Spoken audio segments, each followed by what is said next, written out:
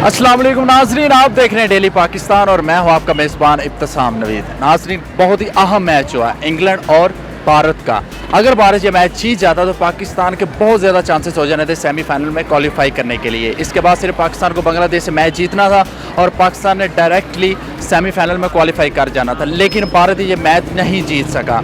आम आवाम से, जो आम शहरी हैं पाकिस्तान के, उनसे पूछेंगे कि वो इस बारे में क्या सोचते हैं कि भारत मैच किस तरह हारा, क्यों हारा और इसके पीछे उनको क्या वजह लग रही है। और दूसरी बात ये कि अब जो पूरी कौम की नज़रें हैं वो पाकिस्तान और बांग्लादेश के मैच पे तो हैं ही हैं, लेकिन इसके साथ साथ न्यूजीलैंड और जो इंग्लैंड का मैच है वो बहुत ज़्यादा इंपॉर्टेंट है। अगर न्यूजीलैंड मैच जीत जाता है तो पाकिस्तान के चांसेस फिर वही हैं सेमीफाइनल में क्वालिफाई करने के लिए। अगर न्यूजीलैंड मैच हार जाता है और बांग्लादेश से पाकिस्तान मैच जीत जाता है तो फिर रन रेट पे फैसला होगा। तो आइए आवाम से पूछते हैं कि वो आने वाले मैचेस के बारे में क्या सोच रहे हैं, क्या कहते हैं और अपने क्या जज्बात रखते हैं। तो आइए उनसे बात करते हैं और उनकी राय आप तक पहुँचाते हैं। इंडिया मैच जानबूझकर हारा है या इंग्लैंड ने वाकई अच्छा खेल कर इनको हराया है?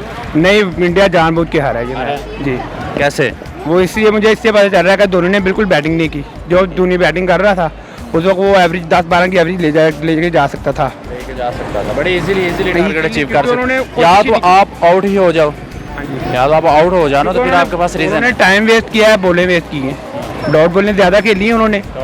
हाँ जी, वो उनके कहने का मकसद यही है कि पाकिस्तान बाहर आए। मैंने जितना देखा है मुझे तो लगता है कि वो जैसे उनकी एफर्ट थी 48 ओवर में विराट कोहली ने वो चौका सामने से उसके जा रहा था, उसने डाइव नहीं मारी, उसने ब्रेक मार दी, वो जाने दिया ऊपर। फिर वो पहले 10 ओवरों में 28 रन बने तो पता आपको लग ही जाता है कि जानबूझ के ही आ रहे हैं। इसमें थोड़ा सा जो है ना वो दाल में कुछ काला काला नज़र आ रहा है। ये नहीं कि वो जो है ना उन्होंने 100% गेम जो है ना वो ठीक की है, लेकिन जारी बात है इंग्लैंड बड़ी अच्छी जो है ना वो साइड है, उन्होंने भी अच्छी बॉलिंग की है, अच्छे स्कोर किए उन्होंने। लेकिन इंडिया जो है वो जारी बात है पाकिस्तान के है तो वो खिलाफ ही है, तो जारी बात है उन्होंने फिर थोड़ा सा जो है ना वो कसर तो जो है ना वो की है। अभी तो जो है ना इंग्लैंड और जो है ना वो न्यूजीलैंड का मैच देखेंगे, उसके बाद जो है ना वो ये सारी चीज़ रिजल्ट, क्योंकि न्यूजीलैंड जो है ना बड़ी अच्छी साइड है, तो इंग्लैंड है बेसिकली वो होम ग्राउंड खेल रहा है, वो बेसिकली है ही अच्छी है।